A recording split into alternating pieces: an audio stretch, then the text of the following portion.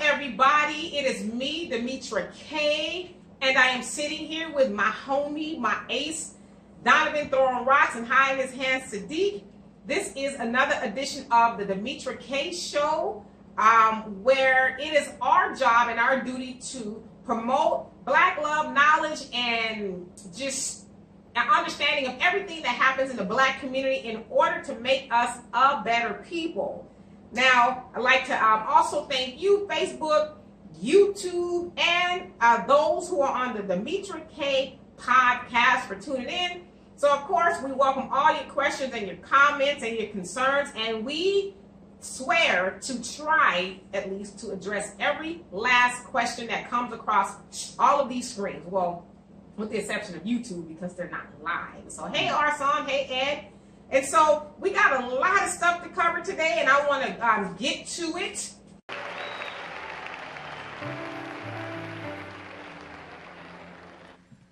I've got to apologize because I have to brush up. My 28-year-old daughter tells me, "Dad, you are old at 60." When I saw Ariana Grande on the program, I thought that was a new something at Taco Bell. Girl, let me give you all your respect. It would never be my intention to touch any woman's breast. I don't know, I guess I put my arm around her. I hugged all the female artists and the male artists, everybody that was up. I shook their hands and hugged them, and that's what we're all about in the church, about love. And again, maybe I crossed the border, or maybe I was too friendly or familiar, but again, I apologize. It's not about the way that I meant it or it went bad. If somebody took it the wrong way, or if they were offended by it, the easiest thing and the right thing for me to do as a Christian, as a man of God, is to apologize. And I sincerely apologize to Ariana again if I offended her in any kind of way. The last thing I want to do is to be a distraction to this day, which is all about Aretha Franklin and the Queen of Soul. As you guys know, the late, great Queen of Soul, now the late because she's passed, her funeral was this past Friday. It was deemed, and I don't know how true it is, but it was deemed to be one of the longest funerals in history. Let me make sure my Wi-Fi is off here. My Wi-Fi is off. One of the longest funerals in history. It was over 8 hours long. Some people are saying it was 10 hours. Some people are saying it was 9 hours, but nevertheless, it was long. Some people talked about working a whole shift at work and clocking in, the funeral's on, and clocking out, and the funeral's still on. And so that's how long the service was. So with the funeral of the, somebody says, hey, Shante, somebody says, free Ariana. With a service of that magnitude, there was bound to be some problems, to say the least. There was bound to be some problems. But I don't think anybody anticipated the problems that would arise from that funeral. And so I'll go ahead and read my notes. All right. Let's see where did I leave off, because I read some of them off the top of my head. Now, everybody and their mama was there. Many dignitaries and celebrities spoke about the Queen of Soul and her impact on the world. And many, like the Honorable Minister Louis Farrakhan, was there, but he did not speak in this because he didn't want to speak. So a lot of people were like, oh my God, including me, until I learned otherwise. He requested not to speak. He was like, all right, I just need to be here. I don't need to speak. I don't need to, try to be highly lifted up and see me, everybody. It wasn't about him. It was about honoring his good friend, Aretha Franklin. And so that is why he didn't speak. Okay, and so what else do we have going on? Now, some of the speakers included former President Bill Clinton, Jesse Jackson, Al Sharpton, Cicely Tyson, and singers like Fantasia, Ron Isley, Jennifer Holliday, Shirley Caesar, and a whole host of others. Now, of course, and as I said, the funeral of that magnitude was going to have some issues. Number one, a singer by the name of Ariana Grande. I'm pretty sure most people know who she is. She's a cute little singer. Yeah, she's the girl that licked the donut at the donut shop. Yeah, she was known for licking the donut at the donut shop out here. Yeah, as a matter of fact, somewhere close to here. And so Ariana took to the stage to pay homage to the late singer Aretha Franklin. But before she could sing one note, her attire ended up taking center stage. Her little black dress was just that. It was little. Now, and Black Twitter took her to task, to say the least, okay?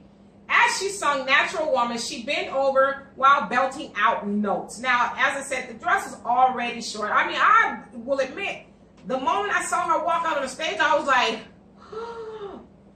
oh my God, look how short her dress. It just caught me right off guard. And so I knew she was going to get some backlash from that.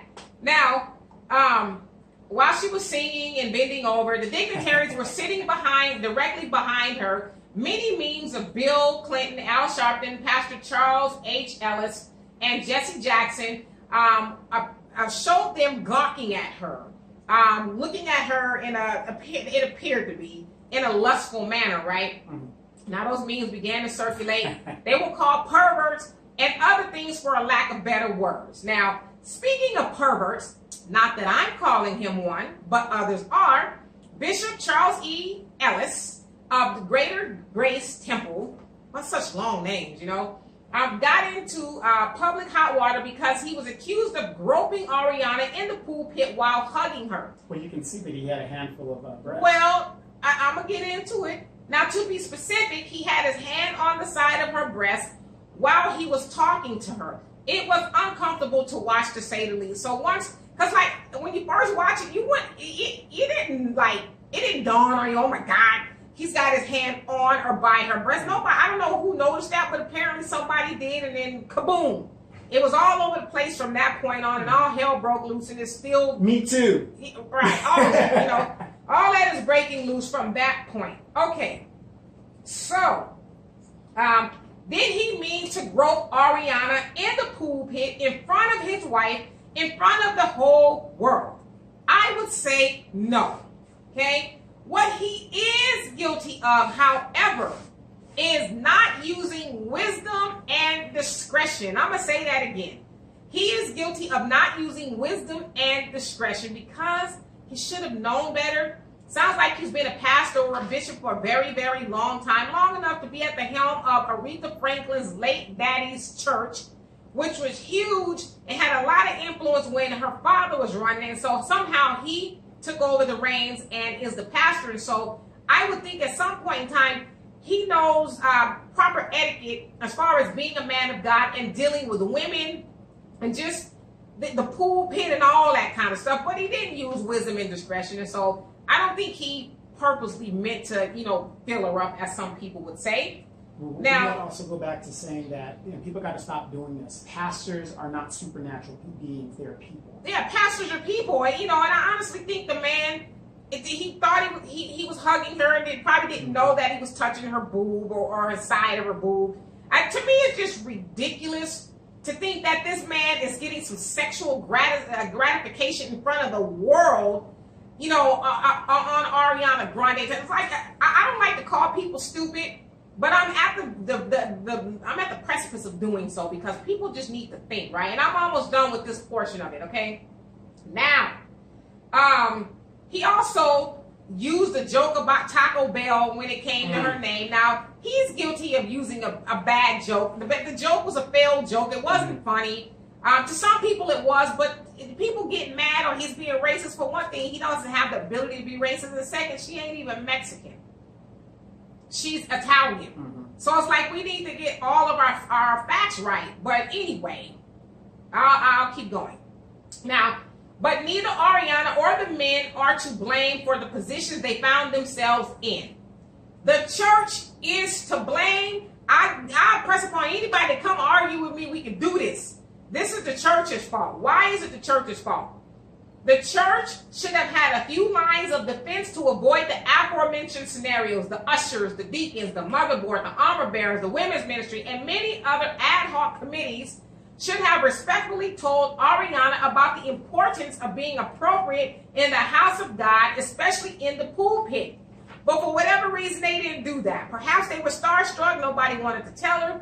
Also, she has a publicist or a stylist or somebody who could have said, while that is a beautiful dress, it's just not a beautiful dress to go into the house of the Lord, a big, giant Baptist entity, the church of Aretha Franklin, where everybody and their mama from Cicely Tyson on down was going to be in this church. And so you might not want to draw that type of attention to yourself, but they didn't do that. But again, I solely blame the church for that. They're also supposed to be the first line of defense for their pastor, because those people that I mentioned, the usher board, the deacons, the mother board, all these people, they're supposed to protect their pastor and act as a barrier for, okay, we can't allow her to get in the pulpit because we have all these men up here.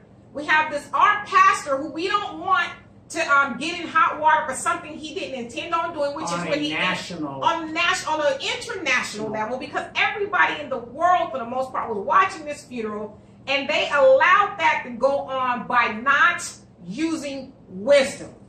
And so what else do I have here? Because I'm almost at the end of this. Now, the men being Jesse Jackson, Al Sharpton, all the men who were sitting behind her. Bill Clinton, our first black president. Right. Oh, I hate when they say all that. The men that were getting a bad rap, being called perverts, those men were where they were supposed to be, doing what they were supposed to be doing. They were not out of line. How would they be? How were they to know that this girl, and a lot of people think she's younger than she is. She's 25 or 26. Yeah, she's so how were they to know she was going to saunter onto the stage? And she's really cute and stuff. But how they know she's going to saunter onto the stage in little bitty dress and bend over, not intentionally, but as she's singing, she's bending over. And so yet these men who were minding their business get called perverts because they were, what were they supposed to do? Now, I do know for a fact that someone like Farrakhan, he has mentioned before that when he went to a performance and the little girl, to him she's a little girl, sat at the piano playing and her skirt was so short, he said he turned around because he did not want to have any of that misconstrued. Not to be religious, but he that sins in his mind yes, also sins. Has already committed a sin. He might as well have done it physically. So you're absolutely right. So I'm going to end with this. I'll just say this, and I'm going to read every one of your comments, that the church is not the church of our grandmother's churches anymore. My grandmother, God rest her soul, was a member of a Friendship Baptist Church in Santa Barbara for most of her life. And ain't no way in God's green earth nobody would have gotten the pulpit, would have dressed that little. Matter of fact, you ain't coming into church with a dress that little. You know what? A lot of millennials will disagree with you. Well, I know, but I'm saying the church of my grandmama. You was wearing a slip with a burlap sack. Mm-hmm. You was not getting in the church half naked. And so I want to see what you guys thought or think of what you saw in my commentary. So and then the thing about the guys that are pervert, it's not the fact that they were doing anything wrong, but let's face it, the people that were behind there have been involved in sexual scandals. No. Yes. I'm not saying they're wrong, but I'm just saying because these guys had a prior history. Let's see, Jesse Jackson had a baby out of wedlock. Right. Bill Clinton had an affair with his intern. Mm-hmm. So you're seeing this girl bend over in front of him. What's the first thing the media people are going to play on? It's play on their past discretion. Yeah, but at some point in time, we got to start putting the blame, not blaming Ariana. Right. I really believe that Ariana didn't know better. Mm-hmm. I think she thought she was doing the right thing. I don't think she intentionally went in there half dressed into a church. I think if somebody would have pulled her coattail, then perhaps she would have done differently. Well, have you been to some of these funerals? I mean, sometimes you go to a funeral, it looks like people are going to the club. Right. Well, that again, that's the church's fault. Okay, so let's see what we got here. We got a lot of comments. Tay says, hey. Ed says, free Ariana. Tay says, Lord, that funeral took forever. Yes, it did. Ed said, what's up, Al? Used to know what's happening. He says, R.I.P. John McCain. Sorry about Aretha. I'm going to just touch on that for a second. I never mentioned John McCain because I think it would be silly of us. R.I.P. to anybody who dies, but it'd be silly of us in the black community to also all of a sudden forget that John McCain was a racist to his core. Yeah. And so because R.I.P. of his era. Right. R.I.P. John McCain and all that, but I mean, McCain was who he was. He was the last senator to fight against Martin Luther King Day. And so many other black issues. And if you look at his voting record, he is straight right down the line, conservative, Republican, was not cutting this, cutting that, cutting this. Anti-civil rights. So let's not forget that about John McCain. And so Al says, baby, I just left Arena's funeral and I'm headed to Detroit Airport. I will call you once I get back to Houston here. Oh, the funeral just not ended, right? Yeah. And Ed says, no class. And Secret Guard was having said, that's all a lot of those guys can do is look. I mean, who takes Viagra to a funeral? Right. I mean, it's like, so what they went in hopes of some, perversion was going to go on and they were going to be able to partake in that. It's like silly. And you know, be agreeing. And then Derek was happy. He says, "Hi, Demetri, that Bishop Ellis is foul." Well, and he said, "Pastor the perverse," but see, again, let me finish y'all comments and we'll get into it. I get back to your comments. And Tay says, "I don't think he meant to do harm. I don't think he did either." And Al says, "It wasn't nothing wrong with Clinton and Jesse liking Ariana, but Pastor Thaddeus said if pastors don't like a big booty girl, he likes a big booty boy. Lord have mercy." And you know, said Pastor Ellis, pimp hand is strong. Lord have mercy. Hey, Brandy. Daryl Terry says, "I agree they should have used wisdom." Absolutely. And Houston Obi says, "It's the woman's fault. It's the woman's fault. Women are unable to accept responsibility." Thank you. Well, we're going to get into it in our song. He Yes. says, "Pastors are people indeed and true. I don't believe it was a big deal at all, but the one thing I can say is once we have certain statuses, let's face it, critics are coming and there is therefore an image to maintain. It was to be expected, just like you knew Ariana was going to get backlash for dressing the way she did at funerals." Absolutely. I mean, it's just like I'm in PR, so those things are always in my mind. And the first thing I thought of was, gosh, well, who's her PR? Who's on her team? Like, who couldn't put two and two together? Okay, girl, you going to a funeral? This dress is a little bit too short. Well, you got to remember though, these stupid millennials. I'm gonna say stupid. They believe any press is good press, even if it's negative. Yeah, but I wouldn't have wanted this. I would have passed on that press. But notice how everybody talking about Ariana. Well, yeah, and then unfortunately, because those people, the church and Ariana's people didn't use wisdom, unfortunately, the narrative of Aretha's homegoing was hijacked by the nonsense. So Tay says, "Oh no, Ariana wouldn't have gotten out of the car with a skirt that short. I don't know anyone that would wear a skirt that short in any place of worship." Right. So I'm with you, Tay. It's like I thought it was common sense.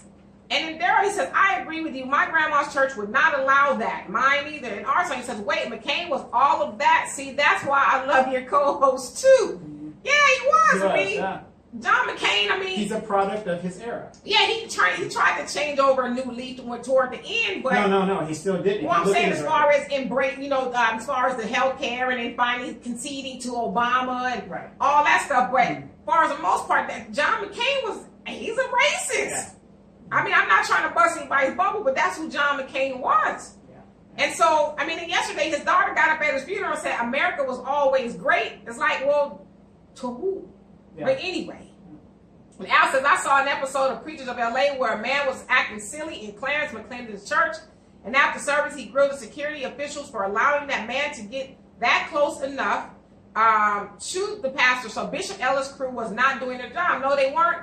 I don't know. And then you could tell that, and that's another thing too, they did not brief Bishop Ellis on who she was because he didn't know who she was. He admitted, "I thought it was some Taco Bell meal," which was stupid.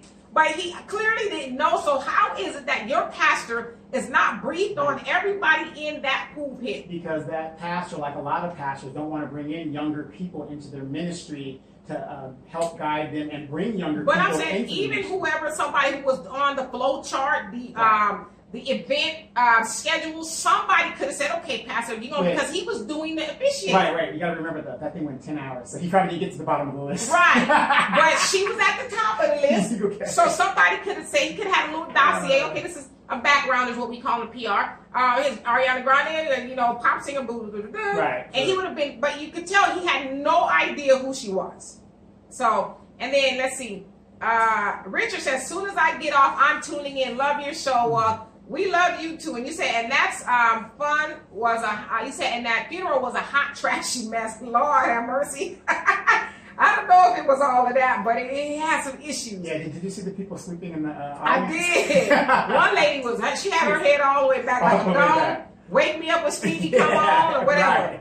And then Al says, "In May, Aretha Franklin funeral season 2 will be out." You stupid as hell. Yeah, I think it was Al that put the DVD me now. Yeah, oh God, he ain't got it. What do you think about it? The 10 disc DVD. They honestly could have been there for like 8 hours more if you think about it. Because I'm sure there was a lot of people who could have gone up there and said something. And I promise y'all, we're going to get to all the hijinks in this funeral. And so, again, I don't blame Ariana.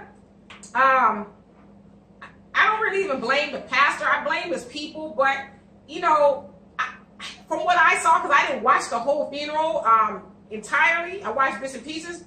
She was the only person, I think, if I'm not mistaken, that he went and, you know, put his hand Guess around. what? I didn't watch the whole funeral, so we don't know. Yeah. Oh, okay. But so it's like, and at one point in time, you could tell maybe she was trying to move away from him, but he kept pulling her closer, and so giving her that you know, right. that But signal. I just think he was just trying to make conversation with her. Maybe he thought she was a little bit younger. I don't think he meant any harm, but from now on, I think he will think twice about his personal space and him being a man of the cloth and using some discretion, you know. And Richard says that buck dancing in front of the Clintons was sickening. It was. Who was it that it was Michael Eric Dyson who acknowledged he said President he said, what did he say? President Hillary Clinton is here and her husband. He said, and her husband. Because, you know, everybody says that Hillary. She lost the election, people. Right, well, we know that. But, of course, they're saying she should have been the president. And, right. You know, but, you know, I have to disagree with that because when you have to rig a primary to get this person over the hump to the general election, she ain't winning. She ain't winning nothing. Well, of course, they're alluding to the cheating and all that other stuff. But either way, she's not the president. But Michael Eric Dyson made the point of saying she's really the president. And one of the pastors, I think it was the pastor Ellis, called Bill Clinton the first black president. Yeah, I mean, you know, yeah. and I take offense to that because with some of the stuff that this dude did, right. I mean, why do we have to be associated with a negative type president? You know what I mean? And then people don't realize this. Under the Clinton administration, he revamped the whole welfare system that's putting a lot of these young brothers in jail. Well, you got to remember, too, a lot of those people was taking checks. Right. No. And I'm not giving that up. But I'm just saying people have to wake up and understand what these people are doing. Clinton took a Republican platform and turned it Democratic, and we all got behind it. And yet it is another piece that is making the black family separated and keeping us at each other's throats. And just But no, that's the first black president, so you know you can't really talk about him. Okay. But let me give everybody a history lesson. The first black president in the modern era was a guy named Dwight Eisenhower. If your mother is a mulatto and you have 6 sons, watch your mouth now. What does that make them? Watch your mouth. If you don't believe me, go look it up. Look up Mamie. No, not Mamie. Put in Dwight Eisenhower's mother and go to images on Google, and you'll see what she looks like. Well, you know that's a little hidden secret. Yeah. And you ain't supposed to be divulging that kind of stuff. The greatest general, one of the greatest generals of all time, and you know he was an okay president. He a brother. Okay. And Al says, Ariana told Cicely Tyson, if you can wear that Star Wars Santa Monica beach hat, I can wear this Hallelujah whole dress. You know what? Wow. I think you probably going to open up the gates of hell and keep on. I saw a meme where somebody said that the rest of Ariana's dress was on Cicely Tyson's head. The hat was huge. Cicely Tyson was 94 years old? Yes, she up there. And running circles. Running circles. Yeah, my grandfather just celebrated his 95th birthday. Go ahead. And then Houston says, I'm 46, a 26-year-old wears that dress to church and bend down in front of me. It's a blessing from God. Amen, brother. Amen. Amen, brother. I you know, like, I don't profess to be the smartest person, but to me, let's just make sense. Why is it their fault? They're sitting there doing what they were doing. Hey, if these sisters want to come to church with mini skirts and thongs on, I'm just going to be there to pray for you. Really? Yeah, I'm just lay there to pray hands for on you. them? Yeah, I'm just going praying to lay hands? Right. And so, again, so just to kind of sum that up, and I'll read you guys' comments if I see those come up. I think people need to use some wisdom and stop being stupid.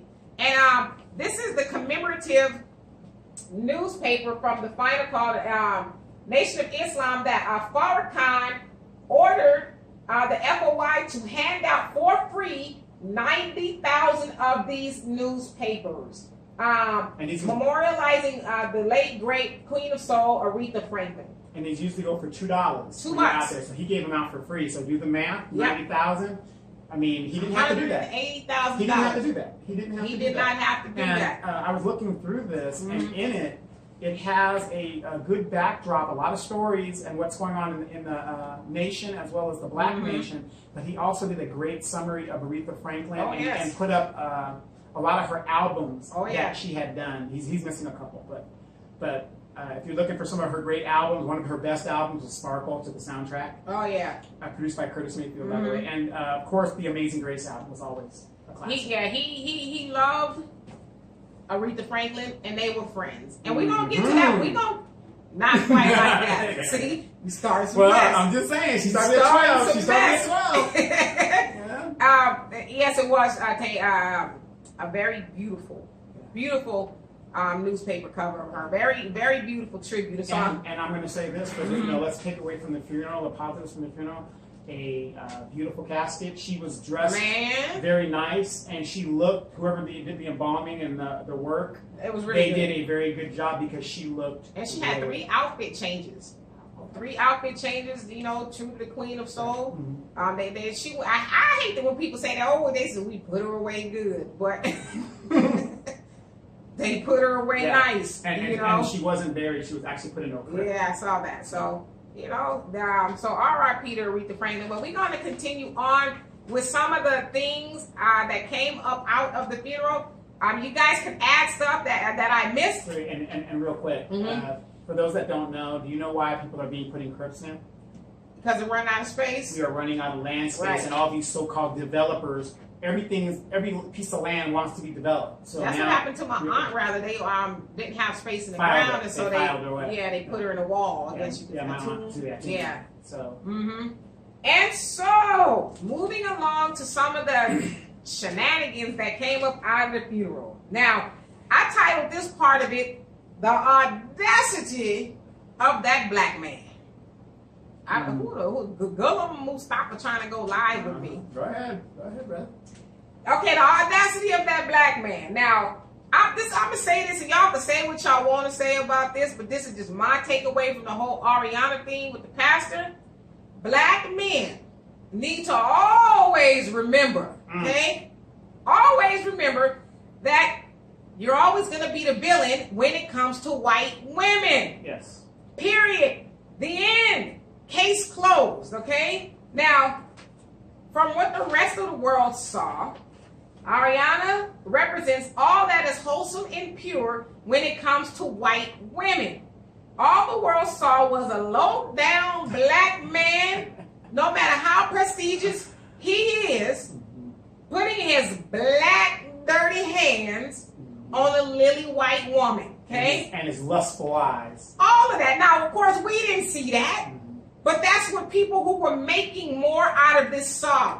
Oh, this little white girl, and I like Ariana, some of her stuff. I'm not a huge fan. I've never heard of her. I've heard of her, but I've never heard of her. My daughter's a huge fan. She'd probably kill me in my sleep if I said something bad about her. I'm just kidding. I hope. But the point that I'm making is, subliminally, we may not see what I just said, but that's what a lot of people saw. Who is this black man putting his hands on this white girl?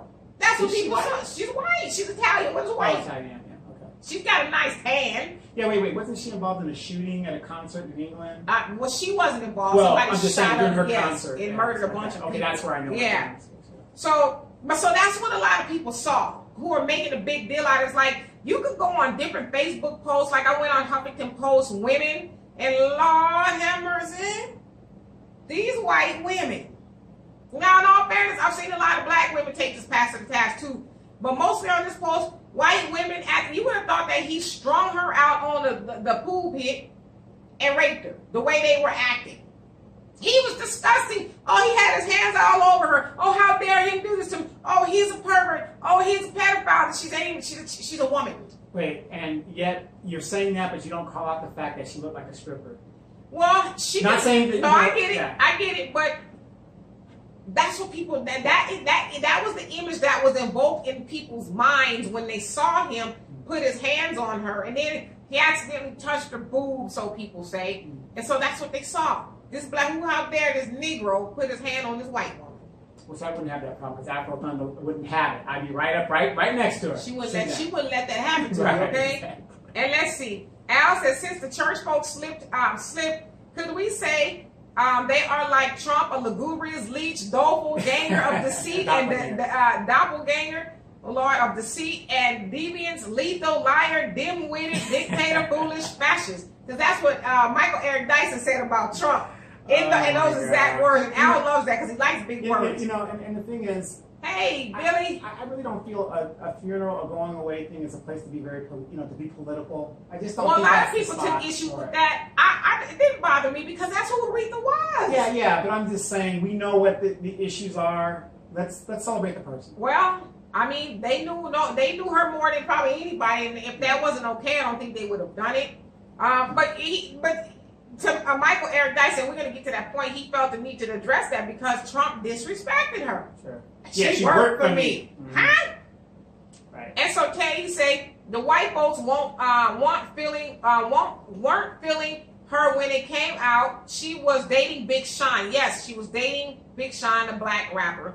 It was after they broke up. White women came for her. Absolutely, she was dating him, and they, had some was issues. dating Big Sean? No, Ariana. Oh. He's so.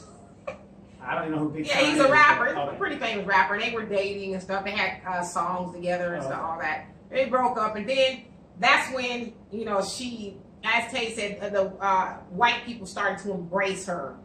Although she does, do music with Nicki Minaj and all those people, but she has now been fully embraced by the white community, and so that's really all I have to say about that. Brother, stay woke. Stay woke. Realize who you are in society is never going to end up well for you in those type of situations.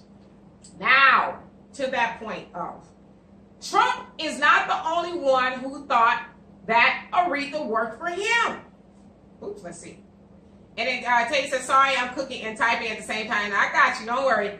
Now, Trump is not the only one that thought Aretha worked for him. Apparently, a lot of other white folks thought the same because they thought they should have been able to control her guest list. Well, what do I mean by that? All right. Fox News, okay, so specifically, they were mad and could not understand why a quote-unquote anti-Semite like Louis Farrakhan was on the stage. They wanted to know what was he doing there. I mean, all kind of people. Why are they calling him an anti-Semite? Well, because, he talks badly about Jews and all that. So are we correct to, when people call us nigga and all that other stuff, so what do we call them? Well, we don't have the right to do that. Stay in your lane, Negro. Okay. You know what I'm saying? So like when these Jews that are on Wall Street and banking and doing bad things, Netanyahu and all these other But people. he was telling this, Farrakhan's telling the truth. That's what I'm saying. Yeah. So, and he wasn't mean. He broke it down mathematically as to why, and he could back up what he was saying. The Jews that are running over the Palestinians and All of murdering that. all that stuff. All of he's that. anti-Semite because he's Speaking truth to power. Truth to power. Right. Gotcha. And so, now a Fox News anchor by the name of Martha McCallum had to call Cassidy, yes, I said to call Cassidy, to ask, what was he doing there? She also stated how she was distracted by Farrakhan being in every single shot on the stage, okay?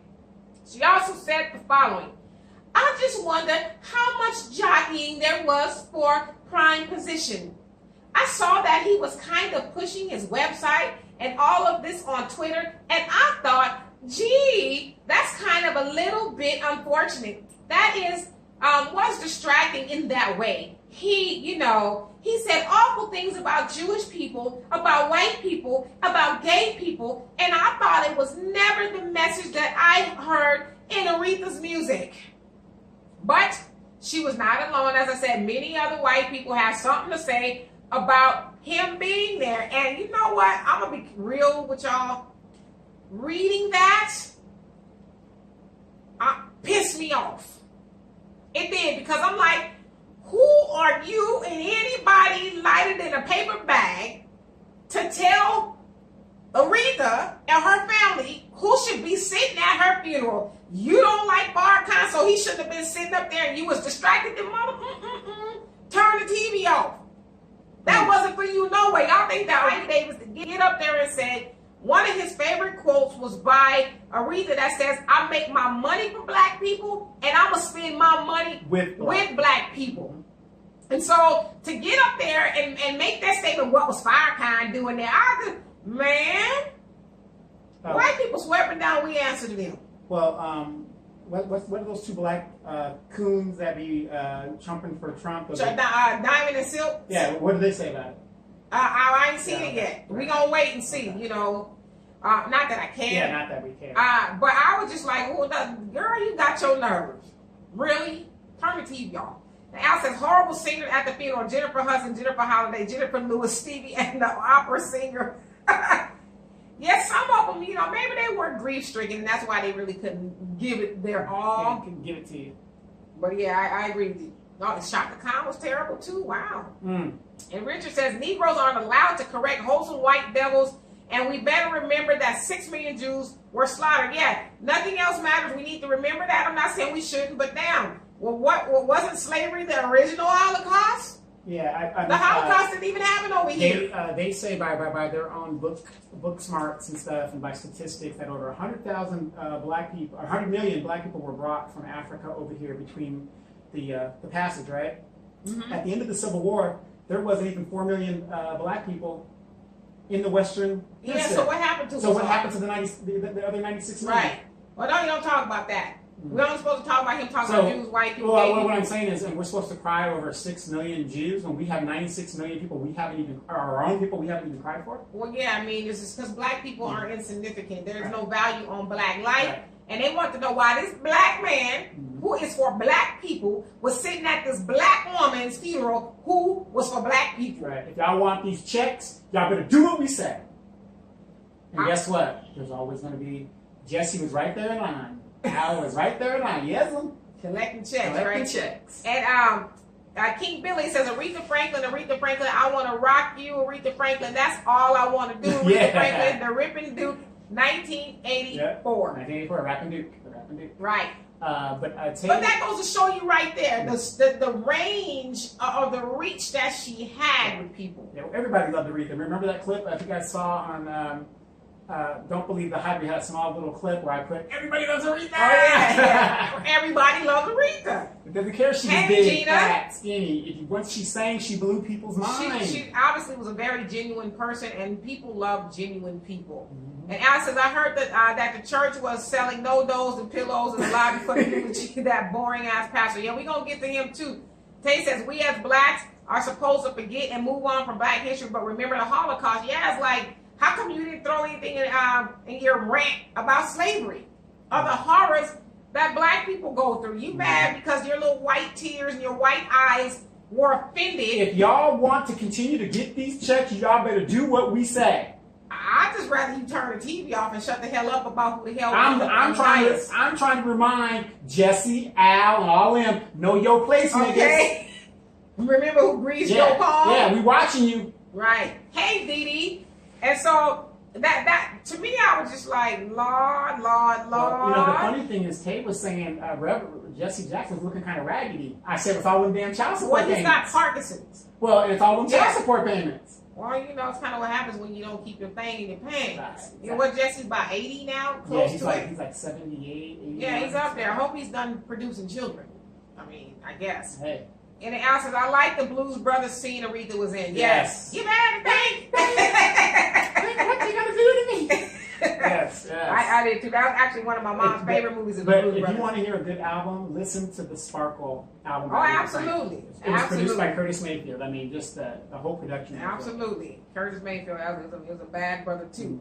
Now, we're going to move right along and we can continue talking about this stuff. The other thing on my list, now I need y'all to help me out with this, are people more mad about the alleged groping of Ariana than they are about the rape of the children in the Catholic Church. What rape in the Catholic Church? We've already, the Pope has already come out. The Pope has already come out and apologized. I'm just saying, I'm not trying to say obviously one is worse than the other. Yes, of course. But it's like, gosh, where was all this energy when it was discovered last month that 1,000 children was reported to be raped and brutally sexualized in the Catholic Church just in Philadelphia alone? These aren't children that are prominent or famous. That's I guess I'm just trying to figure out where was all. I didn't see a whole lot of tweets and stuff about that. Do you know how many reports on these bishops and priests in the Catholic Church and all cities all across the country go report it, but nothing is done? But yet people mad because a black man had his hands on a little white girl, or white woman. And most likely probably Catholic. She might be. She's Italian. She might be. But I just wondered that, like, why are we more mad at that than like some real issues, some documentable issues that are going on? And so we can continue on with that. I also want to know this. Maybe y'all can help me out with this. Why do black folks jump on the bandwagon to demonize our own or to defend something that they have no knowledge of? You know how many black folks I saw? Like, I don't even go to church, so I'm not defending the church. I ain't been to church in a long time. Like, if I walked in there, some lightning bolts might go off and stuff, you know.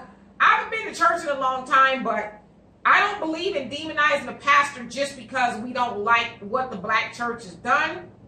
But I just, it's disheartening to see and hear a lot of black people drag this man down for something they don't even know what his intentions were. Can you read this man's mind? How do we? Listen, Okay. Before you go on, I had a girl, I didn't even know I was friends with her, came on my post the other day and basically said I was blaming Ariana. This is a black lady. The pastor's a pervert. How dare him put his filthy hands on her? And I said, okay, can you tell me what makes him a pervert? Do you have public knowledge or personal knowledge of him being a pervert?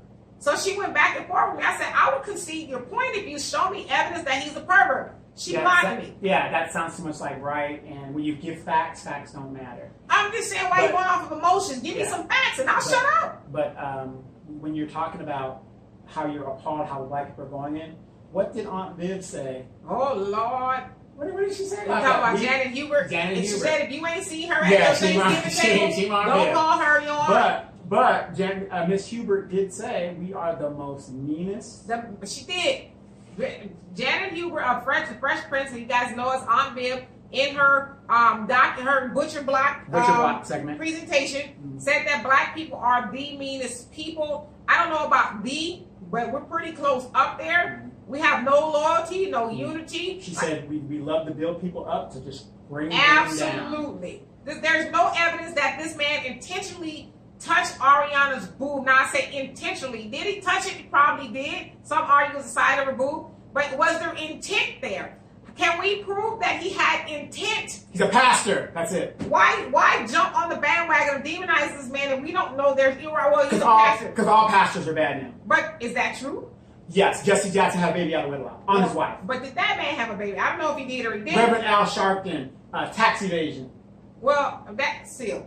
And then ran for president, and then they gave him a radio show, and he's on MSNBC. That still does not prove intent. Okay? Now, that's all I'm saying. Why do we do that to each other? And so, Ali says, for you, babe, Aretha did a documentary in the 70s called Black Rodeo. I have to check it out. And Tate says, the sad part is, folks will demonize the good pastors, but then attend service at Creflo Dollar's church. Right. Or, I mean, I don't know how much evidence there was, but what's his face? The one that just died. Oh, no, not T.D. Jakes. Not T.D. Jakes, it was the one that lost all the weight. And he was gay. Yeah. Eddie Long. Yeah, he's gay. Eddie Long, there was a lot of people come out, a lot of boys, rather men or boys at the time, came out and said he raped them, all kinds of stuff, and the church was still packed. But yet we saw a man accidentally touch somebody's side of the boob, and oh shit, oh my God, this man is a horrible because he did it to a white woman. Well, I know that, but I'm saying, why are we jumping on the bandwagon to demonize this black man when there's no evidence he did it? Deserve to be demonized. Got it. Enough said. We have the mark of Cain on us, so we gotta just dog us out at any chance. I mean, we even got our black women doing it to us now. Got it. Enough said. That's it. Okay, and then Yusuf says she knows what she had on. Why it's not her fault? Well, I'm saying is I don't ever want to get in the habit of demonizing or blaming a woman for having somebody do something to her. Shut up. A black woman accountable. Because I believe you should be able to walk. It's not right. But I believe you should be able to walk down the street as a woman butt naked and not have nobody do nothing to you, because a woman should not make a man come out of himself to touch her or to say anything to her. Keep moving, brother.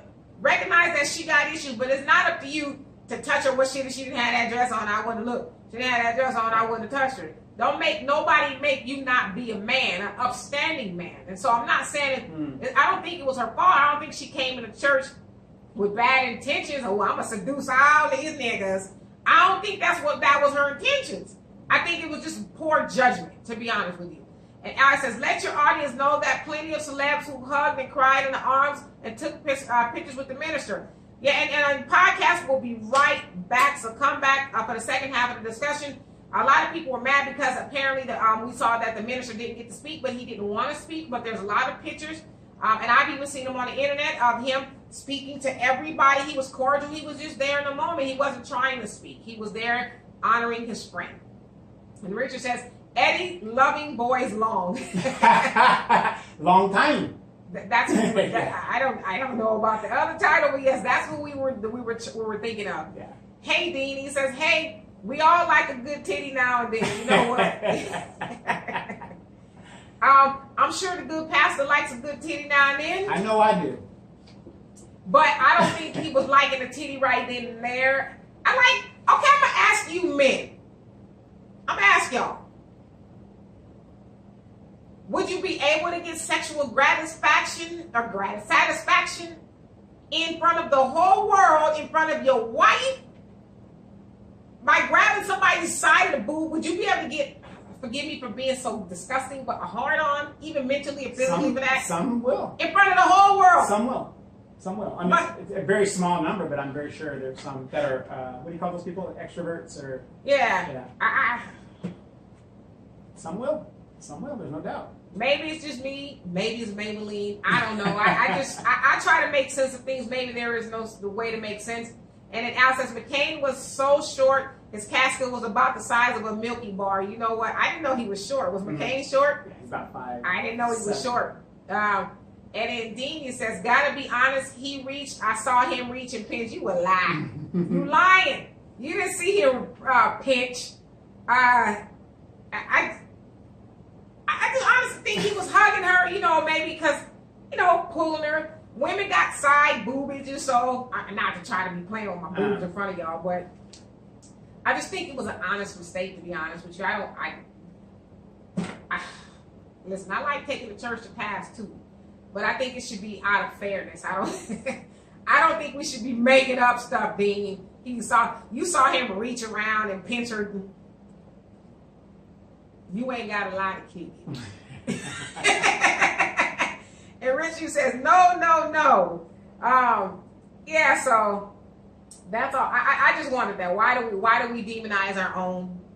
Does it make us feel good or whatever? Yes. All right, so moving along, I think this is where we might get a little traction, maybe. Pastor Jasper Williams. Okay? Are you having a hard time getting back on? No, okay. go. Pastor Jasper Williams, a.k.a. Pastor Castigator. What do I mean by that?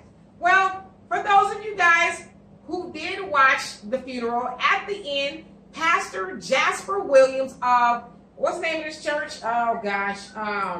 Salem Bible Church in Atlanta took to the podium to castigate the black community. Specifically, he talked about black-on-black crime and single mothers. On the surface, he sounded like he was making a lot of sense. However, he failed to fill in the blanks in regards to why there is black-on-black crime, quote-unquote, and the condition of single motherhood in the black community. His speech was irresponsible and reckless, to say the least. He also said that we only protest when the police kills one of us, but do nothing when we kill 100 of us. His message robbed Aretha of the eulogy she deserved. Now, admittedly, her family wanted him to do it because he also gave the eulogy for her father in 1984. So they thought he was obviously the best choice to do it. But that eulogy should have been about her and not his distorted views of black people. Okay? Now, I want to know you guys' thoughts on that, because I was driving home as I was listening to this on the radio, and I was like, surely this dude is joking. Surely this is like he's joking.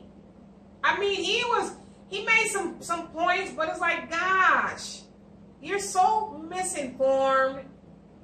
You're talking bad about black people. So he was giving generalizations. God, Lee was awful. Awful. Black people don't care about black people. Well, we don't empower other black people. That's true. Black people don't care. Black on black crime. And single mamas this. And God, Lee was like, I don't know if that's the real message that Aretha wanted you to give up there and get up there and give. You have two presidents that are former presidents that are there. When they were in office, why didn't he take this up when they could do something about it? Right. Well, he wanted to use Aretha's Franklin funeral. Of course. Because I already said, and then he talked about her father being a single dad, and talked about Aretha being a single mom, and it's like, wait, what kind of you? I don't want that kind of eulogy at my funeral. Mm-hmm. Do not invite Jasper Williams to eulogize me.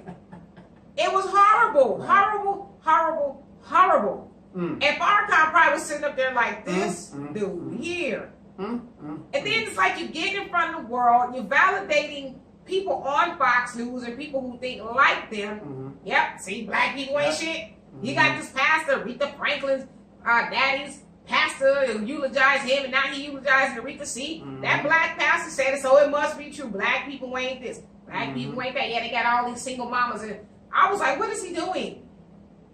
55 minutes of this. Did he get a check? I bet you if you go back and you realize who's paying him, I'm sure he did. It was awful. I couldn't believe it. And then Dean says, if they do some effed up stuff, we got to check our own. Yeah, we got to check our own, but I think it needs to be valid. There's got to be validity to us checking. We can't just jump on the bandwagon. See, like, I like to do a little bit of investigative work before I demonize somebody.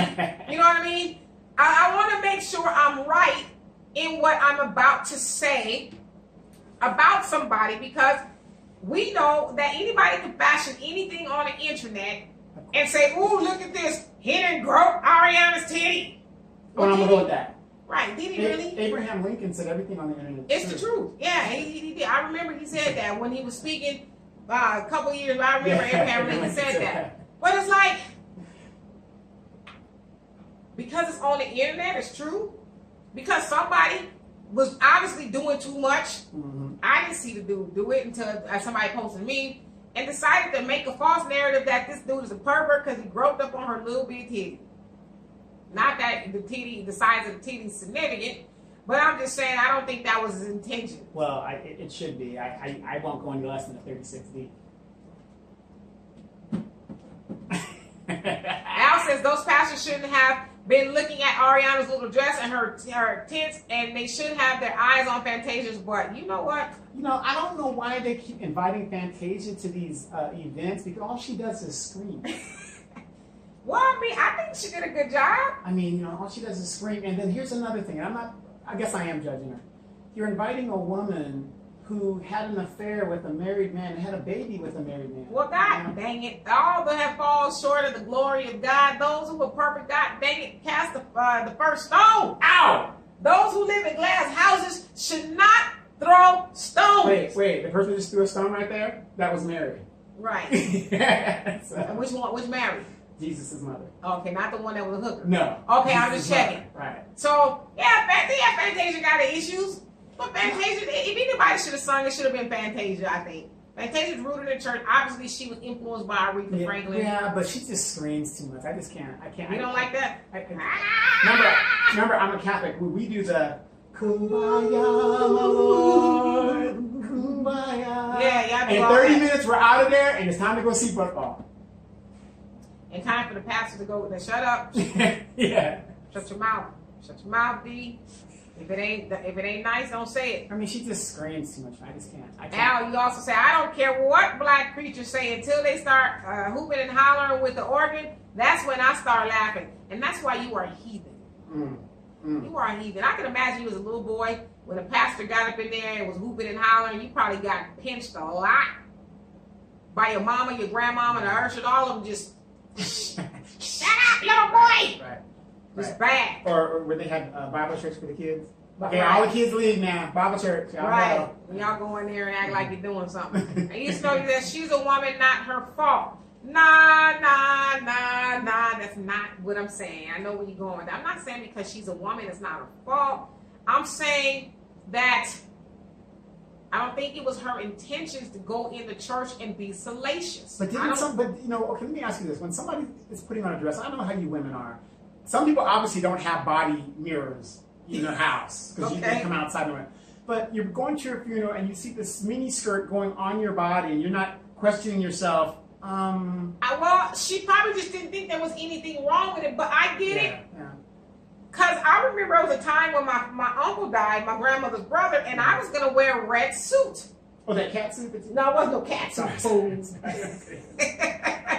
I was going to wear a red suit. It was modest. It wasn't nothing, My grandma liked her wig flipped around and said, you will not wear that suit to my brother's funeral. Right. And she gave me a flowery, it was awful. A flowery dress all the way down to the ground to put on. Yes. And that's what I wore to the funeral. And the thing is, you got to also remember, you guys, you and your sister, your daughter, a lot of your nieces, you guys are genetically gifted. Okay? Yeah, and so you can't, a lot of times you can't hide it. Right, but you need, sometimes it's a little... Use some discretion. Yes. If you got a big old giant booty, yeah. Don't wear a mini skirt to the house of the Lord. Right. Put some clothes on, okay? Right. Deacon so-and-so can see you got a big booty. Mm-hmm. Even if you wear a burlap sack, he gonna look. Yeah, you got the big old leg. All that. Nice. Right. You don't need to wear no fishnet, black pantyhose, big leg, shoulder to hose. You don't need to see none of that. Plunge, Keep all that for the club. When you come to church, because see, I was also brought up in the mosque, and even the mosque, Ariana, when they got into Farrakhan's temple, would that have been like, sister, you very beautiful? Well, no, she wouldn't have got to the front door, maybe the back. That she wouldn't even got in there. I'm telling you what they do. They give you something to wear if you're coming in there dressed inappropriately. Okay. And they're loving when they tell you, but you ain't coming into the temple like that. So, yeah. And Al says, I'd rather hear Fantasia rather than Jennifer Holliday and Hudson and Patti LaBelle, who do too much damn screaming. Yeah, they do a lot of screaming too. I'm just sing a damn song and get it over. Well, that is the song. And Tay says, remember, a lot of white churches are coming as you are, so folks do. But let me say this. And then you know, we say black pastors are overpaid actors. Yes, indeed. But let me say this. You also say that's like me wearing ass ouchies to prison and saying it's not my fault I got raped. You should be able to wear your ass out in prison and not be raped. I said should. Will you be raped? Absolutely. They gonna have a field day in your booty. I can't believe I said that. Outside of closed doors anyway. Right. But anyway, let me say this about the whole notion of the church, and the Bible says, come as you are. Do y'all know that is not biblical as far as that being a scripture? Come as you are is not in the Bible. However, there are texts or scriptures in the Bible that says, because a lot of people say, oh, I ain't ready to go to church. I ain't done going to the club. Yeah. When I get them going, I'm going to go to church. My stepdad would not go to the church unless he had a suit, three-piece suit. Right, okay, but see, but the Bible does say scriptures like, come on. We'll never be perfect. Our righteousness is like filthy rags. You'll never be good enough as far as being perfect and all that. So come as you are per se. But a lot of people get that twisted when they want to justify. Man is like, well, the Bible does say come as you are. Not saying that you're doing that, Tay, but a lot of people say, the Bible says come as you are. Yeah, but the Bible also says use wisdom. Now, if you're new or a babe in Christ, look at me. Go on, preach, D. If you're a babe in Christ, then yes, they give you a little leeway because you don't know better. But when you become an adult and you're not feasting on milk, you're now feeding on meat. That's the metaphorical term of the word. Then you're supposed to come appropriate. Yeah, I always had a problem with that because, let's say I'm into the adult film industry. I don't get raptured with D's in my hand. You know what I mean? Come as you are. You have the D's in your hand. You might have been asking the Lord for forgiveness. Right. So and I get raptured with the D's in my hand. Hey. It is what it is. You going to hell, by the way. I'm sorry. Al says, I don't care what black pastors say. I love and laugh uncontrollably at the hoop and holler. Yes, we know, Al. It don't take much for you to. Sometimes I'll be real with y'all. I love Al, but I be having to hang up on his ass because he be just like uncontrolled. I'm like, boy, I gotta go by. Matter of fact, I did it to him twice today. But yeah, so a lot of people get that twisted. Oh, the Lord says, the Bible says, come as you are. And in roundabout way, yeah, but don't say that specifically. And people just use that excuse. Well, leave that sister alone. I know her booty cheeks was hanging out on the second row, the second pew, while Pastor so-and-so was preaching. But the word says, come as you are. But aren't you supposed to correct that? Yeah, what the usher's job? What are the ushers for? Right. Yeah, the ushers are supposed to usher you to your seat, but they also supposed to use wisdom. Sister, now this is the house of the Lord. And we would that you come in here with a little bit more clothes on. And so we can, if you have something in the car, we would love you to go put that on. If not, we got this choir robe you can put on because it's important that you get the word. But under those certain circumstances, you can watch outside the the overflow. We can give you the notes, the what do you call it, the flyer, whatever it is. I have to go show you how long I've been out of church. I forget what they call it. But you can't come in here like that because, and I don't see any more comments. That's why I'm kind of belaboring this point. Because, and you used to know, but I understand where you're going with that. We do not want to lead people onto temptation, because whether we realize it or not, women, if our come preaches about this a lot, women have the power to entice a man, because as men, you guys are enticed when the wind blows. Well, like the show that I show you on ID and CI and Discovery, just about in every situation where somebody's murdered, it's a love triangle or something that a woman wanted, and she used her wiles to make the dude kill the other dude or steal the money, or I mean, that's a power women have. God knew what he was doing when he fashioned women. He knew what he was doing when he gave us these and that, and the hips and the dip, and he knew how to get your attention. Right. And so when we don't use wisdom as women, that's why there's supposed to be a barrier in the church. Because there's men in there. I've been to churches where people try to accuse Deacon so-and-so of looking. Well, I don't know if Deacon so-and-so was looking, but golly, I can damn near see her hoo-ha. And y'all let this woman in the church, and now y'all mad at Deacon so-and-so because he might have looked. And then what's really sad, if you look at the churches now, the older deaconesses and what do you got, prophetesses, whatever these titles they give themselves, they're trying to compete with the younger girls. So they're starting to look like hoes. But also to your point, the Bible says, and listen, again, I don't go to church, but I do know the Bible. I studied up under a good pastor who taught the word, okay? Now, it says that the older women are supposed to instruct the younger women on what to do. And men, too. And men, too, right. You're supposed to do that. Now, if you're an usher, you're older usher, and you see the young girls coming off into the church half naked, you're supposed to correct her out of love. Now, don't embarrass her. Girl, hell no, you ain't coming. Not that usher would be talking like that. Although I've seen some churches too. They jealous. You're supposed to talk to her in love. Yeah. Gotcha. All right, and so, like I said, Al, nowadays a lot of the young brothers wear tennis shoes to church rather than buy a decent pair of dress shoes. You got now, Catholic churches, white church, come as you are, whatever. But, you go to churches now, grandma's church, my grandma was a Methodist. You couldn't come in there without a collared shirt. Now kids are just coming in there no respect, shorts, whatsoever, right? And you're just like, wait a minute, this is a funeral. This is still the house of the Lord. Even in the movies, if you have never been to a funeral, the person has a jacket on and you wear a dark color. Respect. No, these guys are coming in with their Dickies, their tan Dickies, the white T-shirt, and you're thinking, what the hell is going on here? But that's where we're at. Where are the older people? And then, but you're right. You should go to church at least, acting like you care. And Arson, says, not that I am practicing Christian, but I'm a practicing Christian, but in the head of these peoples who believe that by going to church, they are going to the house of God, quote unquote, therefore actually meeting God, quote unquote. In that sense, why would you not dress appropriately? Right, you want your best, at least. God says, bring me your best. Right. He didn't say, roll out of bed once you got out of the club and just, because when you were at the club, you were dressed with your nines on. Right. And you're going to come into my church, just whatever. You reach in the hamper and put on something. and then you're 20, 30 minutes late because you already missed the hair sticking all over, your eyeliner smeared, like, woo! That was my jam last night. And you're half sleeping in the church. Half sleeping in the church, right.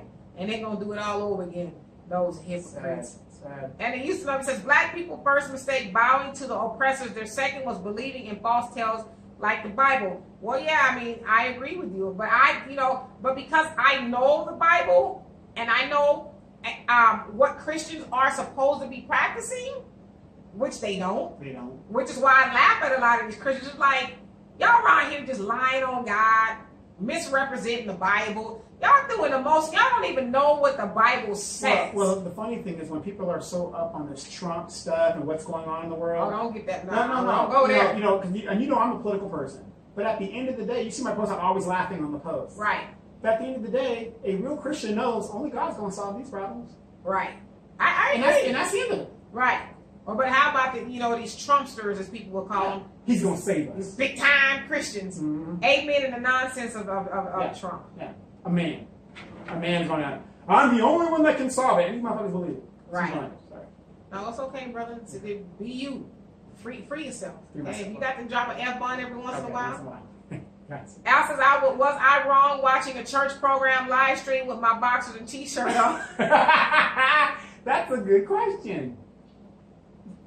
Who was to know that? Now we all know that you were damn near naked watching a church service. I don't know if that's some sort of a fetish you got going on, but... But the important thing, baby, he was watching a service. Did you get the word? What was the sermon about? That then right. What was the sermon about? What was the man of God talking about? Oh my goodness. Then we'll let you know if he was wrong or not. You probably wasn't even paying attention. You probably laughing. It's Doritos. Right. And so, honestly, that's all I have. I don't know if you guys want to talk about anything. You want to, anything on your mind? We got a little bit of time. We got about 30 minutes or so. So, well, I have something. Go ahead, brother. What you got? Let's look at the parallel between Aretha's funeral and John McCain's funeral. I didn't watch John McCain's funeral. Nobody did. Basically, nobody did. I didn't watch it. Everybody wants to party with Aretha. And I used to know, say, read the walls of Egypt, and we will know where the Bible came from. No, absolutely. One of my favorite songs is by Steely Dan called "The Caves of Altamira." I think that's how you say it. And it talks about that. It says the lyrics go before. It says before the fall, they wrote it on the wall. For you and me, we understood. And so we were talking about that, the hieroglyphics and things. And these are white dudes saying that. Like, okay, Hollywood is telling us something different, but if you read these caves and the walls, the truth is there. And they wrote that years ago. So to your point, the Bible is an adaptation of a lot of the things that came out of Egypt. And so I agree. Well, the Bible's not but stories. I mean, yeah. Fables. Yeah, right. Stories. And so, so you're asking about the parallel between John McCain's funeral and Aretha. Yeah. I just think they were on two different planets. One was probably very somber, John McCain. I didn't watch not a drop of it. And the other one was because black people, when we go out, praise you, but the premise of a funeral, especially in our community, is to be uplifting. We don't want to be, oh Lord, people diving in the caskets and all that other stuff, which they do. Yeah, we stopped that a long time ago. Right, okay, right, that's enough. Yeah. You was left out of the wheel, so you can stop all that. Well, here's the good thing about Aretha's thing, and this is for some reason, I don't know why I was thinking that when it was coming out. You thought it was going to be a casket diver? Well, no, I thought that they were going to prop her up with a mic. Like those funerals where they prop her over her grandma's, did she get the club? You know what I mean? She's dead, but they prop her. What? You want? Right. It's happening with the mic. And okay. Aretha was not going to be propped up like the best funeral ever. And what I also liked was the fact a lot of people, we got a lot of feedback on your show last week about the insurance and not having a will, insurance and the will. And again, I can't say it enough. I'm sure you can't say it enough. People get a living will and a health directive. Write it on a paper towel. Write it on a piece of tissue. Write it somewhere so people have somewhere to go. Because they showed Aretha's sons, her grandchildren, and her niece. And the niece has been put as the temporary administrator. And just to unsort all of this mess is going to be I'd be like, what? I'll let somebody else do all of that. Yeah, but I get it. They want to protect their money because if they have somebody else do it, those are huge fees they're going to pay somebody else. So. Right. So please, everybody, just get some insurance, get some a will, and that way you can dictate how you want to be buried. Absolutely. You can dictate from the grave. Dictate from the grave. Exactly. I mean, that's how important it is. I mean, us, we just, for some reason, fat meat ain't greasy. We debunked that last week, though. Right, but fat meat ain't greasy. We just don't want to listen. Right. I agree with you. Now, Al says, Al's Jack joke of the day. All right. When I was a kid, I told the preacher after church, when I grow up, I'm going to give him some money because he is always begging. You know what? You are, man. Tay says, folks took the time to drag Trump at McCain's funeral. They did. So we ended up, we talking about why they political at Aretha's funeral. Well, yeah, I mean, Trump is just a topic of discussion. Yeah, but but that's a war between the white folks. Remember that? Have you ever seen the movie Which Way Is Up? I have. That's between the Mexicans and the white folks. You got a death wish, boy. Okay, right. Mind your business. Yeah, you know. So, and Al says, as D&D, is it true? I read some of this. I can already just tell. Is it true a family that prays together stays together? Does that apply if the married couple are different faiths going to different churches? wow, that's a good question. Okay, yes and no. If they go to different churches, they're not going to stay together, and obviously they're not praying together. So I don't see. I honestly, I used to believe that because they say you should not be unequally yoked and that you should be on the same page, for lack of better words. I just feel like if you do you and you're cool with them doing them, as long as they're respectful, who cares? Well, no. Who cares? You're right, but the thing is that union going to last? I don't think it will, because you got one group going here and you got one group going there. How about we just don't go at all? Maybe try another faith. I mean, I always make the example of I'm a vegan and Al's not a vegan. Do I not date him because he eats meat? Never mind. Shut your mouth. I was going to Shut say your something. mouth. I'm not gonna say it. I'm good. This is your show. I'm going to be good today. When I said, like the minute it left my mouth, I said, I stepped in that one. Yes, and I was going to take This it. is a family-oriented show. I was going to take it. You will keep your mind out the gutter. Yes, I was going to take it. He used to know me. He says, I hate the fact that blacks will gather for celebrities but will not protect the cause. Yeah, you know, he's a pretty good point. Didn't Al Sharpton say something about like that about like The lines, the voting lines. yeah, the short. voting lines, Yeah, and it's he like did. you come out for this, but you won't come out. Well, you know, we Good point. we love a party. Yes, We we love like to a be party. entertained. We like But to then be again, I would also just challenge you, what are we voting for?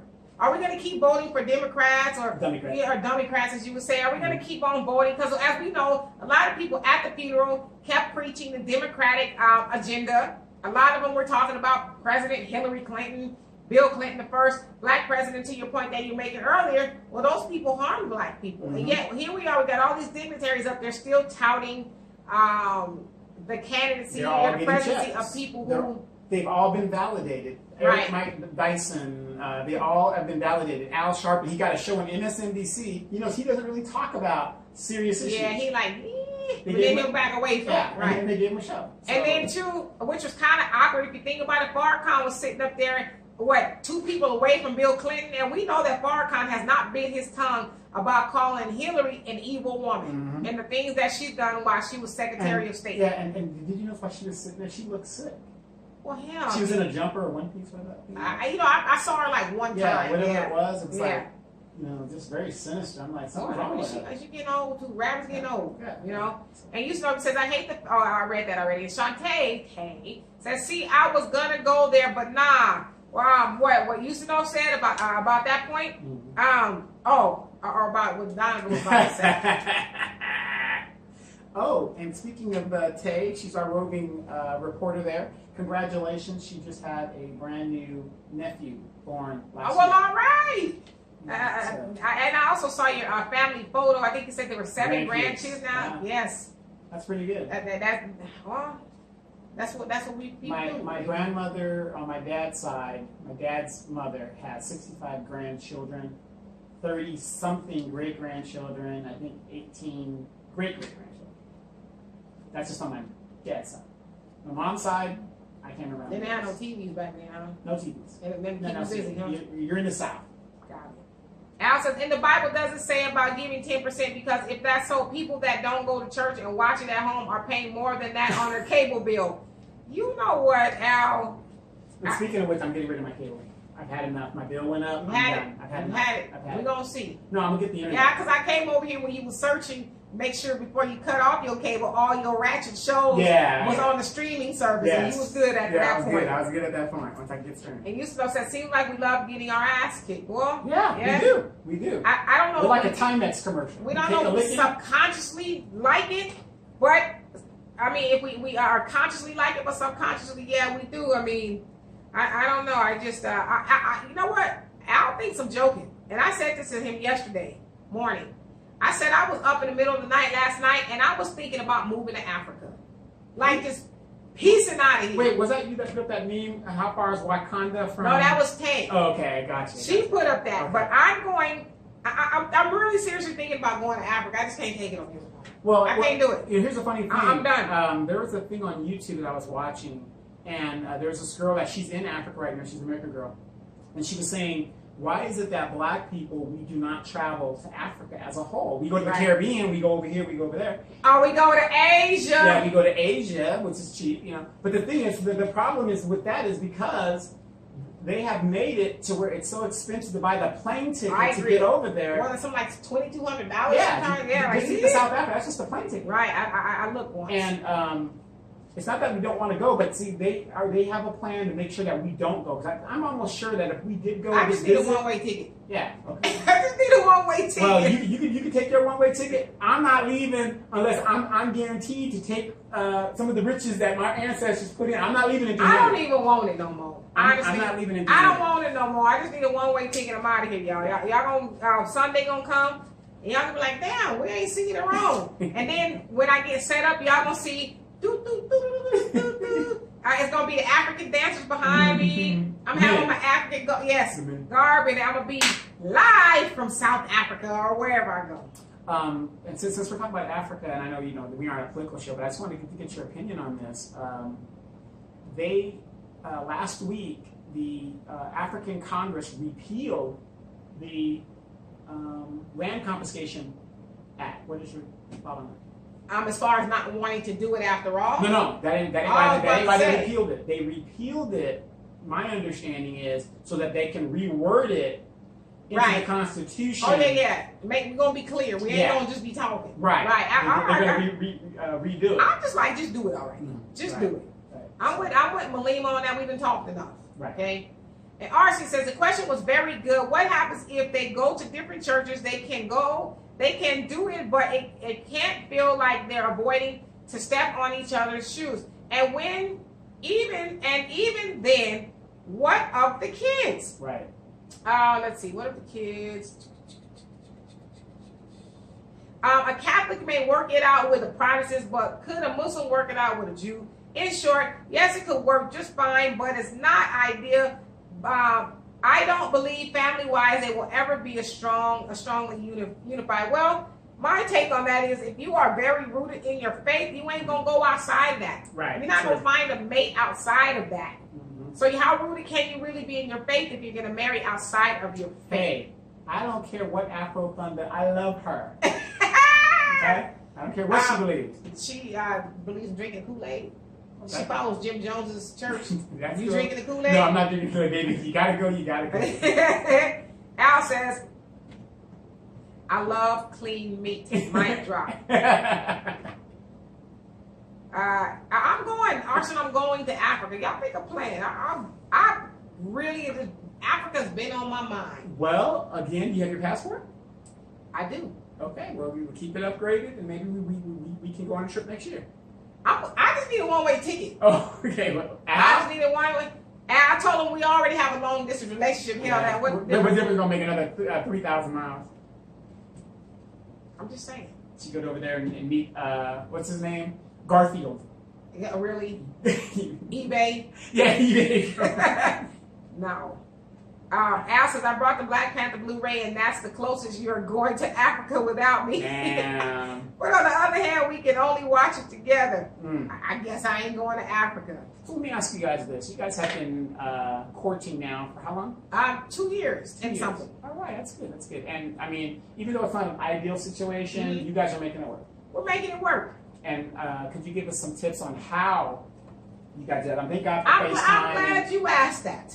Okay, because I get this question a lot, and so does Al. Al, on the other hand, people will ask him, How you know what she doing out there in California? Right. How you know all that other stuff? But nobody's asked me that, to be honest with you. Nobody that I can think of has asked me, how do you know he's doing what he's supposed to be doing?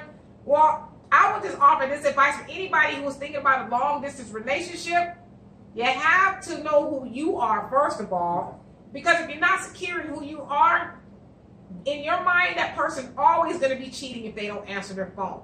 If they're doing this, that, and the other, where was you at? How come you didn't do this? Why? That's always going to go through your mind if you're not rooted in who you are. So that's first and foremost. Second, you can't be insecure. Okay, I guess that kind of goes on. You can't be insecure. And I don't know, just like those things never come through my mind. What is he doing, or is he doing this, that, and the other? Because true indeed, not to put all my business out there, but the men that I've been with that I lived with or lived in the same city, they weren't faithful. So to me, distance doesn't make a person faithful or unfaithful. It's always going to be the person. The person, they will use distance to their advantage if they have the propensity to be unfaithful, but distance is not going to make anybody cheat. Right. And so you have to know who you are, and you have to trust that person for it to work. Otherwise, it's not going to work if you don't. Well, I don't want to say anything, but I keep seeing Al put up these pictures with these two beautiful young girls. Those are his daughters. Oh, okay, got it. He's always with them. I'm just saying. As he should be. Yeah, okay, good. And you know, said as much money as we spend as blacks in the United States, we can reform Africa and make our homeland a superpower to be reckoned with. We could. Well, you know, here's the funny thing. There is a lot of land in Australia that is uncultivated.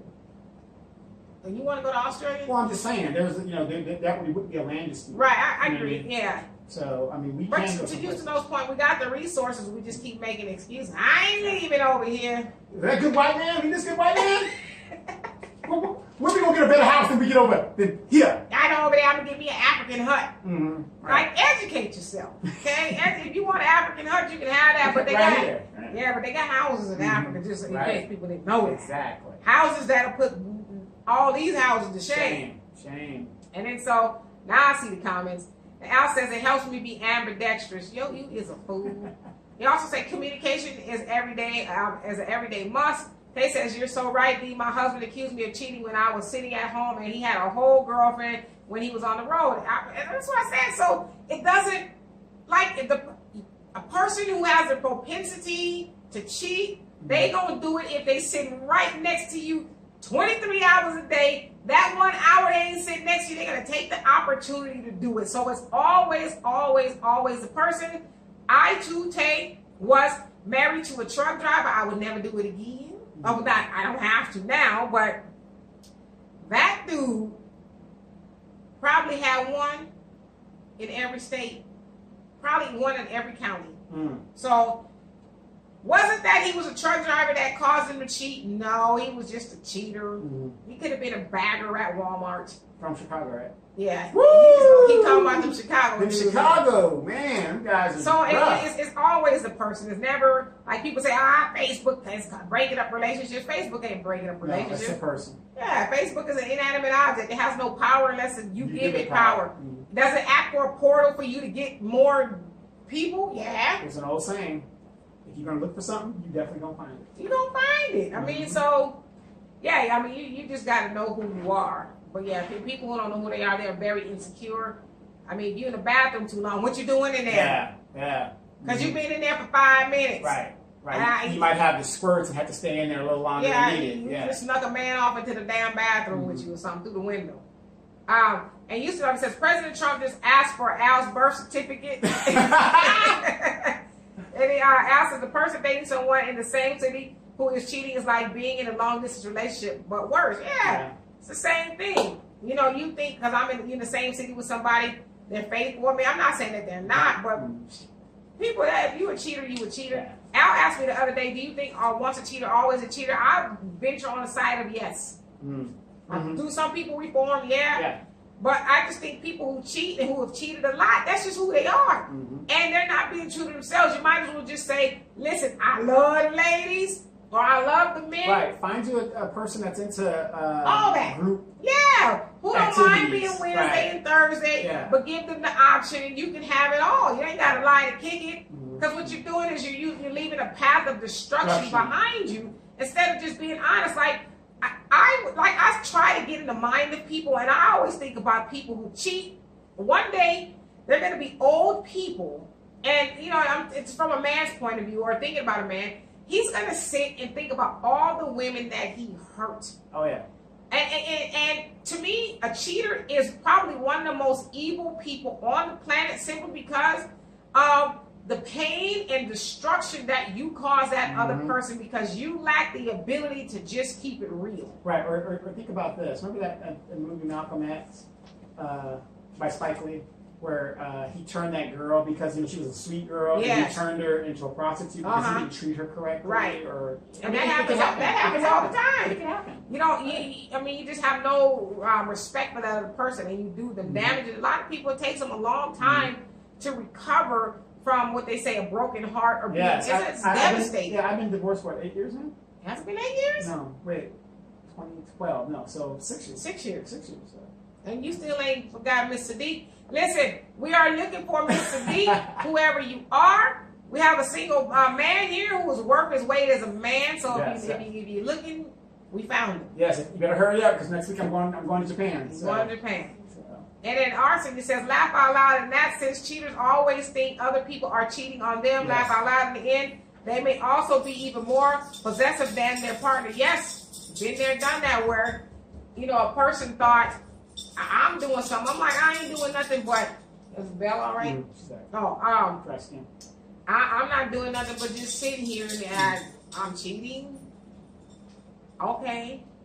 What do you do? Insecure person. What are you doing to make you think I'm cheating on you? And the funny thing, I was watching that movie Star 80 about that Dorothy Stratton girl that was killed by her husband. I don't think I've seen that. She was a Playboy model that was murdered by her. She was like an up-and-coming star. She was going to be a movie star and stuff like that. She was murdered by her, but her husband was so insecure with her. Right. And he ended up killing her. When a person's insecure like that, you better start asking some questions. You better exit stage that. Y'all right, Bell? That's Donovan's dog. He's like, y'all talking too long. I mean, she. But anyway, Al says, all I know is that no matter how long we are in a long distance, I'm not going to do anything heinous to you. You better not, because I'll kill you dead. I'll kill you dead. I'm just like, I know that you won't. I think you stuck, bro. Yeah, you stuck. I'll be on an episode of Deadly Women. Yeah, Deadly Women. On this episode of Deadly Women, she went all the way down to Houston, drove. Right. Drove. I didn't hear the music. The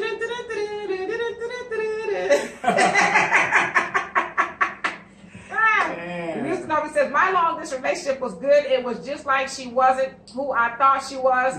She had lost my trust. When I found out she had fake hair, eyes, fake ass, fake person. Thank you, brother. Personality. Yes, thank you, brother. I've been hollering like that. That's what I've been talking about.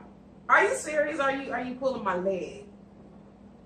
That's exactly what I've been saying. So you mean to tell me this sister made you think that she had natural hair, a natural behind, and real eyelashes or eye color, whatever? And then when you got down there, it was she. That's what I'm saying. We don't know who you guys are. You take all that stuff off, you be like, oh my god.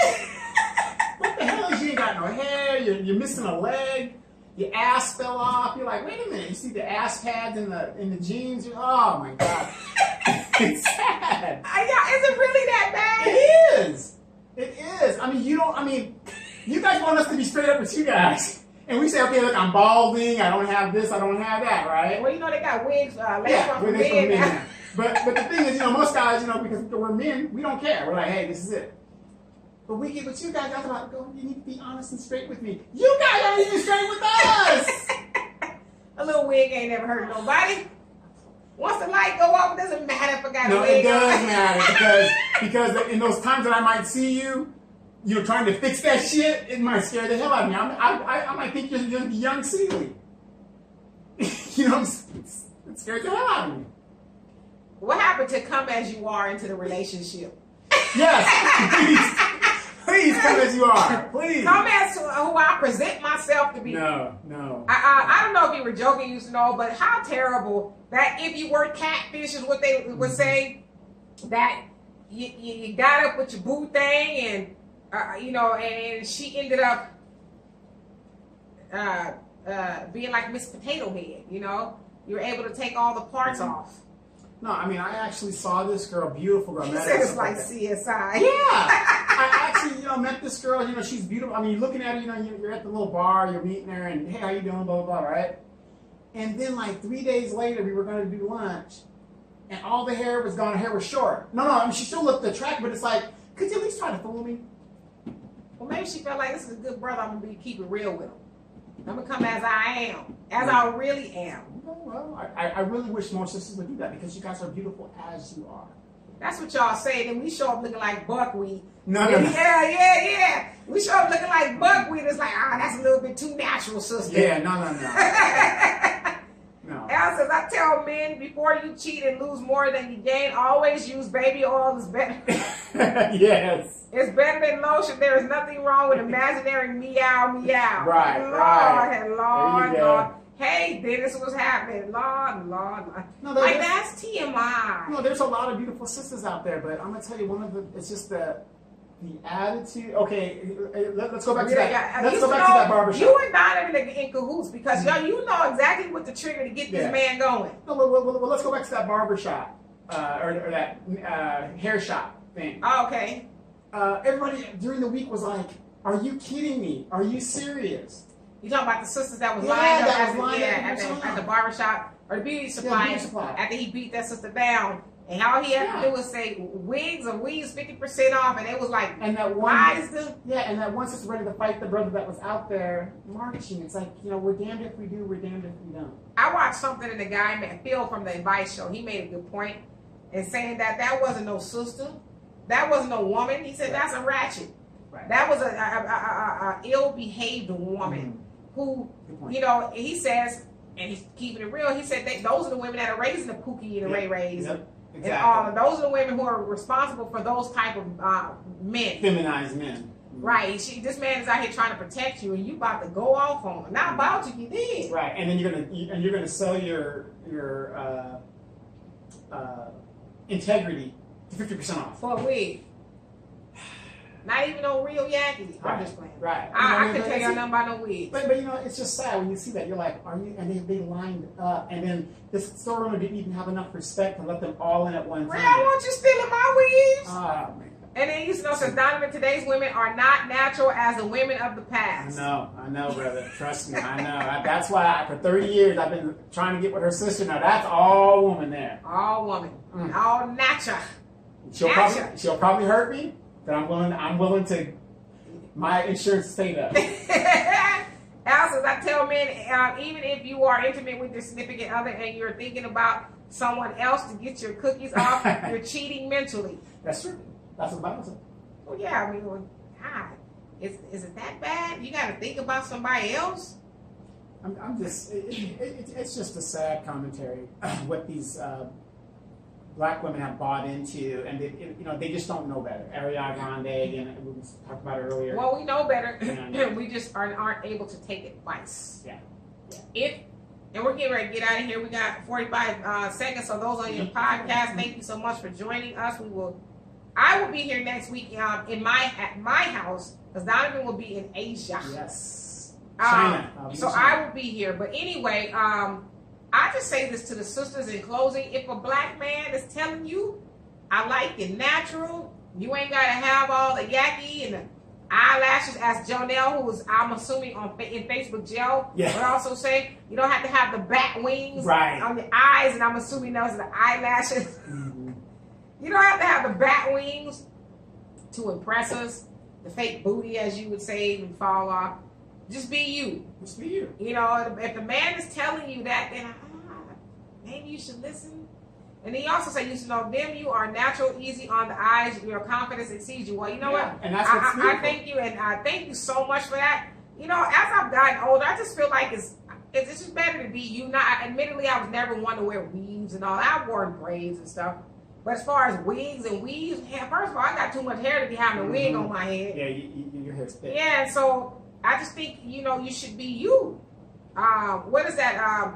Fife on Tribe Called Quest on Like Butter. You know, I can't rap, but he's basically saying, you know, be you.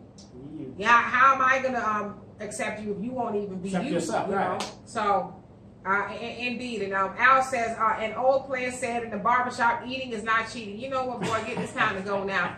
It's time to go. So anyway, I thank you guys very much for being here. As I said, next week I will be here by myself because Donovan is going to be in Asia. And he'll be back in about 2 weeks or so. And so it is always our pleasure to have this conversation with you guys. If you guys have any comments, questions, or concerns that you want us to address, we'll be more than happy to do so. And so in parting, I will read your comments as I leave here. Thank you so much for all that you bring to the show. And Al says, if you're not happy with yourself, you can't make anyone else happy in any kind of relationship. Absolutely. You got to be happy. Bring the happiness with you. So on that note, I think we'll end. You guys, please have a great rest of the day. Do something fun. I guess tomorrow's a holiday. So kick back and relax. And wait. You know, tomorrow's a holiday.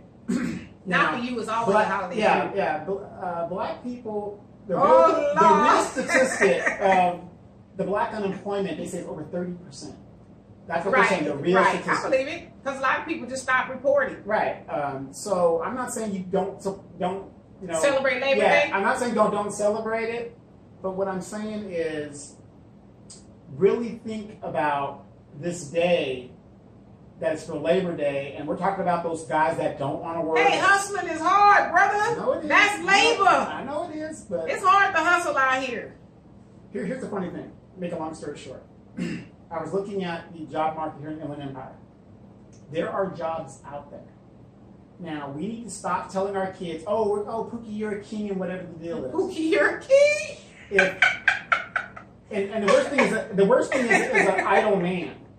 You got a teenage son out there. You got to instill a work ethic in there. Absolutely. Tell him to go work at that McDonald's or go work at that warehouse and get that experience and get that. Because one thing I always do for my son, when he was little, his mother didn't like it. I said, keep money in his pocket. We just give him like $5. I said, always keep $5 in your pocket. Absolutely. And his mom didn't understand why I was doing that. I said, because he will, in his mind, he's used to having money in his pocket. Right. So now that he's a grown man, he can't go without, he feels, he gets agitated when he don't have something in his wallet. Al says that his grandfather gave him that same advice. At least have a, $20 bill, have money in your wallet all the time, have cash. You got guys that have nothing, zero, and they won't go and get it. And the right way. To your point too, my dad always says that he never wanted it to be a point to where his girls didn't have money on them because he didn't want us to have to depend on a dude or perhaps get in a compromising situation with a dude for money. Well, your sister's already, she's going to work on that. You better bring your dollars, brother. Look, if I'm flying that airline ticket out here, we'll piece up later. I don't need to know about that. Al says, okay, the hell with no one believes us or our relationship. Don't laugh at my jokes. Tommy just killed his daddy on power. Oh, Lord. That's another thing. Wait, did you bring that up on a show that you're impressed with? Was it Power or the other one? Really? Oh yeah, that's with. That's a good one. That's with the beautiful girl sister. I know Lynn Whitfield. Yeah, that's a great show. Tay was saying there was a show that she watches that it's like Power. It's called Star, I guess. That went on WB or something. I think so. Yeah. But okay. All right, y'all. We out. See y'all next week. Peace.